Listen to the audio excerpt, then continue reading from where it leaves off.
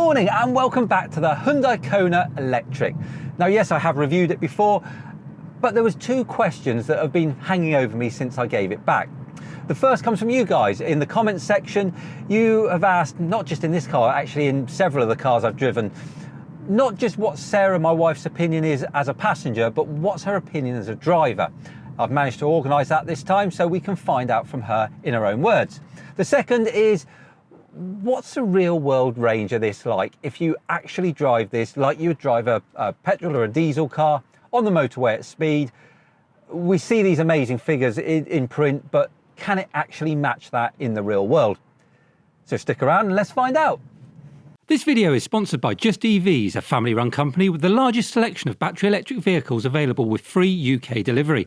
They now also offer EV rentals. Have a look at justevs.co.uk and don't forget to mention EV Opinion for a free annual service.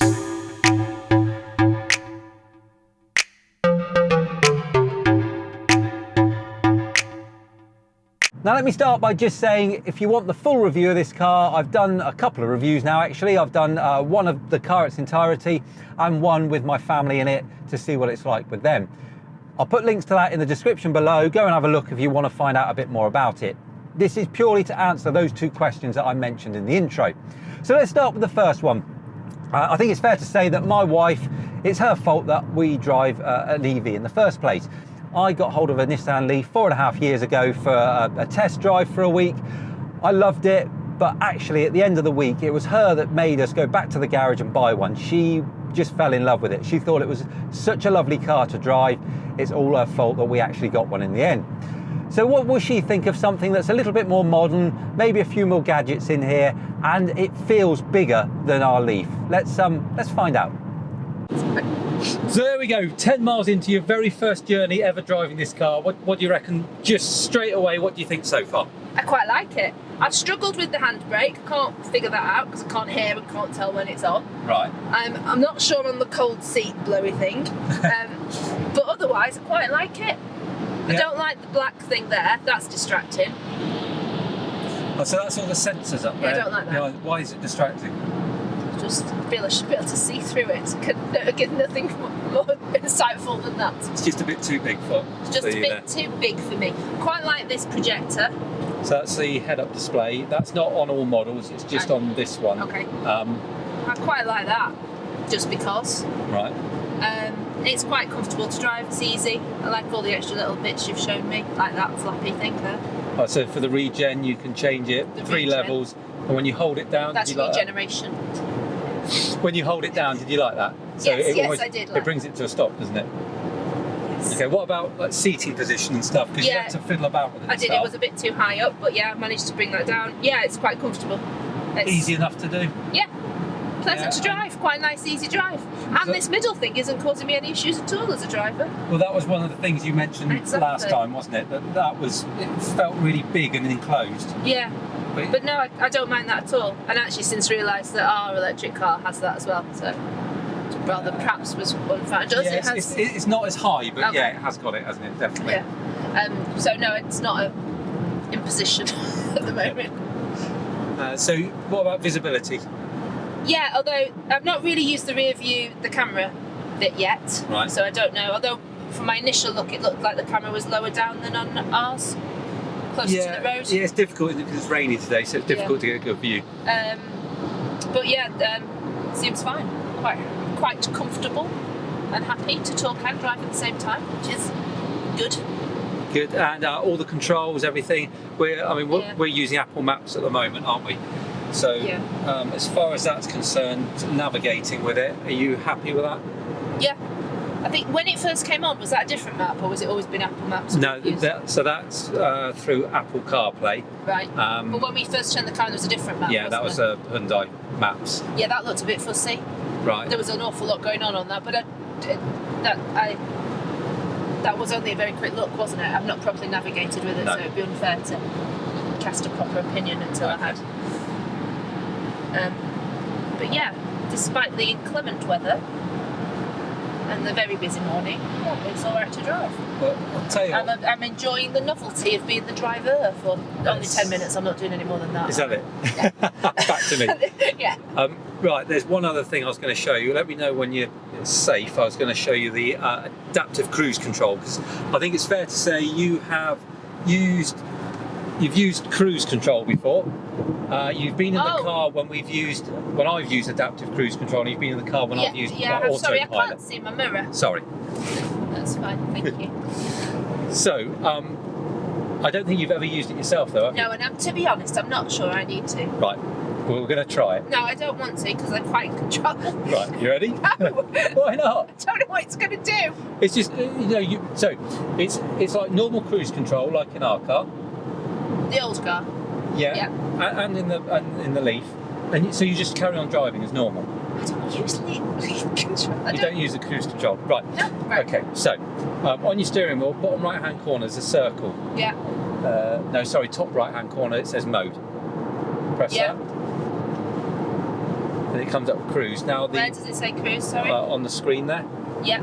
And then on the right hand side, you've got the flippy things. That one? Down to set.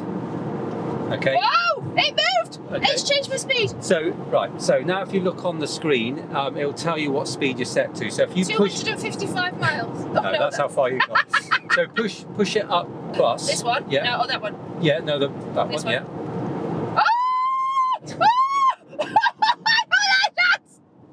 That's just normal cruise control.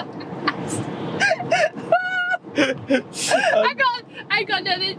Right, so you've taken it off now. Oh, have I? Yes. What, because I braked? Yeah. Right, well, So- bear with. If you want to go back onto it, no. Yeah, Don't want no, I okay. do. All right, come round this. For the greater good. It is not the best weather, is it? No, that's the reason, isn't it? It's nothing to do with right? driver. Okay, so you're going to Right. try again? Yes. Okay, so Press that button. No, that button. press. So top one? on that toggle switch. No, No, don't honest. Press that again. no, it's already Oh, right. engaged. Right. Now press up to resume the speed you were going. No. Okay, press down to set the speed you're going at the moment. Yeah. No, I'll go. Okay. Right, I've gone up. So 62 miles an hour, that's what you're at. I'm so at if you take but it says 61 there. Oh, yeah, now it says 62. so that's what it's trying I'm to a get foot on to. the brake. Oh no, on the accelerator. Okay, so Yeah. if you take your foot off the accelerator I now, have. Okay, so just steer. And what will happen is if you come I'm not going to go up to a car. I'll be braking as soon as I get up to a well, car. it will do it for you. It will slow down. It will match the speed to the car in front. Okay. It's going a lot faster than So me. this is a 70 mile an hour road. So if you want to go any faster, just click it up. And do you see in the middle of your display? It's fine. Yeah. It's telling you it's going to try and reach 63 miles an hour. Oh, you see, I bottled it again. I braked. Because there was a car coming out. Oh, I braked. It would have it would have seen that car, and it would have slowed down for you. Right, I'm going to do it again. This is... Okay, on. Never seen Oh, anyone struggle so much with cruise control. Okay. and now I'm on 59, 60, 61, 62. But this car's braking around the corner, I can see them. Just No, be fine. It will see. So what it does is it looks for the lanes, so it can see the lanes. am I not allowed to brake yet? No. No, you don't need to brake. This car's miles away. Okay. So it can see the lanes. Right. All right. So you probably feel the steering wheel is just. Can you feel it moving in your hand? No. Oh, Slightly. Yeah. So the steering wheel I can see is green on there, and it can see the lanes. So it will, technically, if it was legal to do so, you can let go and it will steer itself I'm now. not going to do that. No. And also it can see that the car's in front, so as you come up behind the cars in front, it will adjust its speed for you. And as they speed up, it speeds up, and vice versa. Okay, I'm not catching the cars anymore. No. So if you want to go faster, just click it up and keep pushing it up. Because the fastest you'll go at the moment is 65 mile an hour. Well, I'm just about to come on the It says motorway. 67. Yeah, so the speed you're looking at in that is Yeah. the actual speed you're doing. Yeah. And the speed that it shows down there. What is I'm going is up what to. it will go up to. Alright. But I think once you put some trust in it, you got to stay alert. But once you put a bit of trust in it, it's a bit more relaxing. You can Yeah, just. although my ankle is now going into spasm because it's fully Well, you don't- poised above so- the pedal. Yeah, you put it down. Look, there's nothing in front of us. There you go. You can relax a bit now. Don't like it. Look. You can take it off if you want. No, it's fine. So, but other than that, being a little bit nervous with it. Anything else in here that you like, dislike? There's not a lot I don't like. I think apart from I'd take some. I think not having the stick is a little bit. Or the buttons instead. Yeah. That's a bit weird, but it's only that just takes getting used to. Sorry, I really want to brake and slow down, but I'm not going to. I'll be brave. Okay. Yeah, they take a little bit of getting used to, but otherwise, I like it. I quite like that it's not imposing. It takes some getting to display, yeah. And this display. Yeah, I feel like I've got enough room. I can get the seat exactly as I like it. It's very smooth. So I think it's fair to say that as a package, she really liked it. Now, initially it can be quite daunting in here with all the bits and pieces that the displays and the information. When you're not used to it, it can overwhelm you a little bit. It's very quick to get used to, don't get me wrong. And it's a very different feeling car from our Leaf. It's a small SUV. It drives and it feels different to what she's used to. But she adapted really, really quickly, and she thoroughly enjoyed driving it. She liked the way it felt. She liked how comfortable it was. She liked how manoeuvrable it was and how easy it was for her to drive over, not just around in the car parks and on local roads, but also on the dual carriageways and motorways. So I think that's a really big positive from her. She was very, very happy with it. So that was the first part of our journey done. Now, the journey that we were taking was 150 miles. We're travelling all the way along the south coast to a place called Southend-on-Sea, for not far from where we were going to go for a wedding the following day. So we got onto the motorways. We were doing 70 miles an hour. I was using adaptive cruise control. It was cold, it was wet, it was miserable. The rain was absolutely hammering off the road. It was bouncing. So having that adaptive cruise control and the lane assist, I found an absolute godsend. It really, really helped give me the confidence to drive in those conditions. But because it was so cold and wet and miserable, we had all the heating on, the aircon on, the heated seats on, the heated steering wheel on. Every conceivable extra that we could have had going in this car, we had going. So the battery was under a lot of strain, and I was at 70 miles an hour as much as I possibly could be. But then just short of the Dartford Tunnel, well, everything was going well, disaster struck, and we literally did strike something on the road. I have no idea what it was. It was just there. I hit it with my front offside tyre, and the result was a puncture. But of course, being in a modern car, there's no spare wheel. There's no space saver. All there is a can of gunk and a bit of air that we could put back in the tyre, which was of absolutely no use because it had split the sidewall, so I couldn't repair it anyway. So we had to call recovery.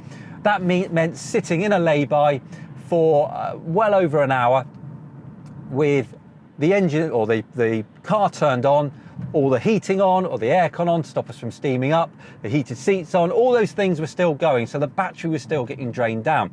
We then got recovered to our hotel, which took us up the road. So I didn't manage to get the full benefit of the range that I was hoping to get from the car. But the following morning, I jumped back in it again. We went on to recharge. So I've arrived at my first recharge, and well, as you've seen, things didn't quite go to plan. But I think I can give you some figures up till now, and let's, I guess, analyse them for what they are and what we've been through. And then I've still got the journey home that hopefully we can get some other figures that just show a straight drive. So up until this point, I've done 150 miles. I've got 89, 90 miles left of range according to the car, based on my driving style up to this point. So that gives me 240 miles of range, which when you consider I was driving at night in torrential rain at motorway speeds, and then not only did I hit that rock and obviously I had to then sit and wait for recovery, but while I was sitting and waiting for recovery, and in fact for the whole journey, I had the aircon on to stop me from getting steamed up. I had the heat on, I had all the fans blowing. Obviously all the lights were on, all the other things that drain the battery, heated seats, heated steering wheels, everything was turned on throughout the whole journey. And while I was sat waiting, and I was probably sat waiting for the best part of an hour, and then I've done the same again this morning, waiting for the follow-up pickup to take me to a tyre centre to get a tyre put on. So there's probably, I mean, it shows that I've been between charges had just over 5 hours, but at least 2 hours of that has been me just sat in the car with heated seats and steering wheels on, radio playing, just waiting to be collected. So when you take all that into account, actually 240 I don't think is too bad. But let's wait and see what the return journey's like, and that'll probably give us a much better, much more reliable figure for what the range and efficiency of this car is actually like. So I recharged there to 80%, went on to our final destination, which was a wedding venue. We were going to a wedding for the evening. We had a great time. It was all very nice. Stayed the night there. Next morning I woke up and it was icy. There was ice on the windscreen, so a really, really cold start to the day. The sun was shining, which was lovely. It was a great day. And we set off home again. Now again, on the way home, all motorways, dual carriageways, adaptive cruise control being used. We were sitting at 70 miles an hour as much as we possibly could. And we had all the heating on again, heated seats, aircon, all those other bits and pieces to try and keep the cabin as nice as possible. We had it all running. So a real strain being put on the battery. And as you can see there, just over 200 miles covered with 4 miles left to go. So yeah, I did manage to eke it out home. We were desperate to get back, and it worked really well. And I was given the confidence to get it down to that 4 miles, because what I've found was this gauge that tells you how many miles you've got left is really, really accurate. While we were on those motorways, I had various sat navs going. At one point I was using Google Maps, another point I was using Waze. And as the miles ticked down on those using that GPS, it was exactly the same on the display in front of me. So I was really confident that I had enough range to get myself home, which was brilliant. Not something that you really experience in the Nissan Leaf. It can be a little bit more problematic than that. And in fact, it can be quite sporadic at times. So when you consider I've got back on that with 80% of charge, then quite comfortably 250 miles again from a full charge would have been very, very achievable. So I think that gives us a really, really good indication of what this car can do in the real world. And then just to finish it all off, I plugged it in to charge it up overnight. So bear in mind that's nearly flat now. I plugged it into my 7 kilowatt wall charger. It indicated that it was going to take 9 hours to fully charge the battery again, which overnight, of course it did. And when I got back in this morning, the range was indicating 255 miles. So that is its computer working out that if I then went back on the motorways and was doing 70 miles an hour again consistently, I've got another 255 miles of range, which I think is absolutely incredible, because to have the confidence to do that sort of distance in an electric vehicle, well, that's only just really come about quite recently. If you take Teslas out of the equation and the really new cars out of the equation, for a battery of this size in a vehicle of this shape, albeit the drag coefficient is quite good in it, but you just wouldn't expect it. I'm really, really impressed with it. And I think this is a package with the reviews I've done before, with what Sarah thinks of driving it, and with that mileage that it can do, I have to say this is an exceptional car. I'm so impressed with it. It's just a shame at the moment it takes so long to get older one. It's really, really disappointing. But hopefully that's given you a better idea of what this car's capable of. Hopefully it's given you something to think about. If you're looking at maybe this or a Model 3 or some of the other cars that can do similar sort of range and have similar sort of comfort in them, hopefully that's given you some confidence now to maybe go and test drive one. If you have enjoyed this video today, if I could ask you to like and share. If you're not doing so already, subscribe to the channel. If you want to find out some more info or see more about what's going on in the channel, go and have a look at Instagram or Twitter at EVOpinion. But that's it for today. Thanks ever so much for watching. Until next time, you take care. All the best.